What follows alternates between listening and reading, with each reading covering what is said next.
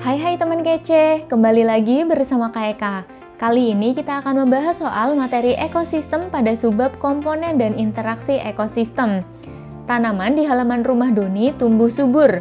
Doni yang penasaran kemudian mengorek-ngorek tanah di halaman rumahnya. Doni menemukan banyak cacing yang hidup di sekitar permukaan tanah. Pertanyaannya, apakah cacing berperan pada kesuburan tanah dan tanaman? Dan apa alasannya? Baik, cacing tanah berperan pada kesuburan tanah dan tanaman. Ada 3 alasannya. Yang pertama, cacing tanah dapat menguraikan bahan-bahan organik, baik dari sisa makhluk hidup maupun yang sudah mati. Bahan organik tersebut akan dimakan oleh cacing.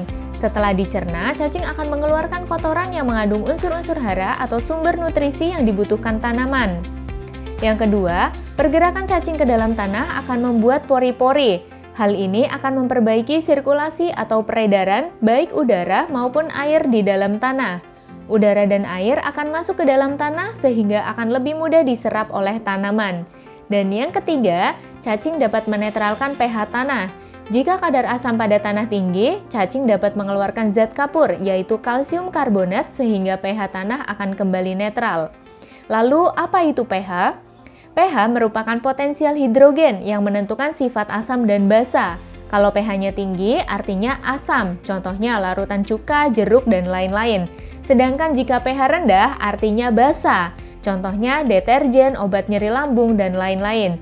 Jadi, di sini cacing berguna untuk menjaga tingkat pH tanah agar tetap netral. Jawaban yang tepat untuk soal ini yaitu yang C dan D.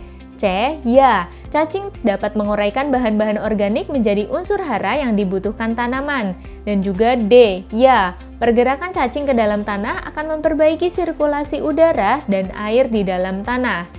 Gimana teman kece? Mudah bukan? Teman kece mau latihan soal HOTS lainnya? Yuk kunjungi website kami di kejarcita.id. Kejar cita, kejar ilmu, raih cita.